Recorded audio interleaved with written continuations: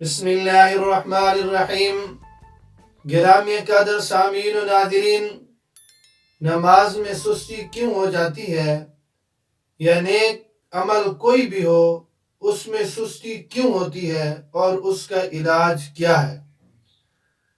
اس سستی کی اصل وجہ اللہ رب العزت نے قرآن کریم کی سورۃ التوبہ آیت نمبر 46 میں بیان فرمائی کہ سستی کی اصل وجہ ہے کیا۔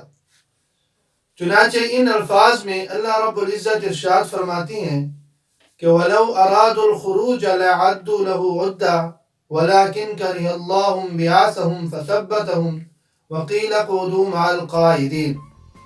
ترجمہ اس کا یہ ہے کہ اگر وہ نکلنے کا ارادہ کرتے تو ضرور اس کے لیے سامان تیار کرتے، لیکن اللہ نے ان کا اٹھنا ہی پسند نہیں کیا، اس لیے انہیں سست پڑا رہنے دیا اور کہہ دیا کہ جہاں معذور بیٹھے ہیں ان کے ساتھ تم بھی بیٹھے رہو۔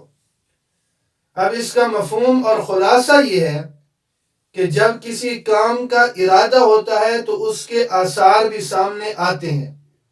جب کوئی ارادہ ہی نہ ہو تو کسی قسم کی کوئی تیاری بھی عمل میں نہیں آتی۔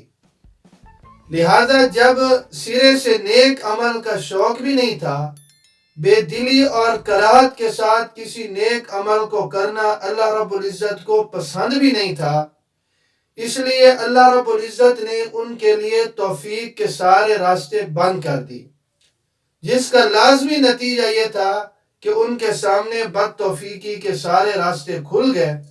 اللہ اور اس کے رسول صلی اللہ علیہ وسلم کی اطاعت کے مخالف کام ان کے لیے آسان ہوتے چلے گئے۔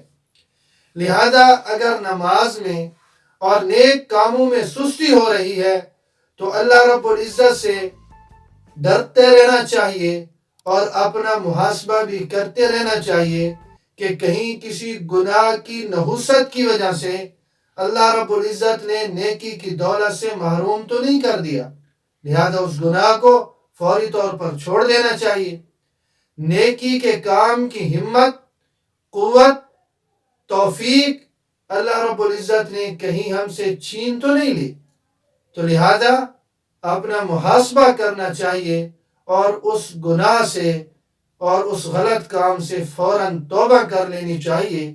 یہی علاج ہے کہ پختہ عزم کے ساتھ اور لگن کے ساتھ نیکی کے راستے پر چلتے رہنا چاہیے اور اللہ رب العزت سے ڈرتے رہنا چاہیے کہ کہیں یہ توفیق ہم سے چھین نہ لی جائے۔ اگر توفیق چھین لی گئی ہے تو پھر اپنا محاسبہ کرنا چاہیے۔ اللہ رب العزت مجھے اور آپ سب کو دین سمجھنے کی اور اس پر عمل کی توفیق نصیب فرمائے۔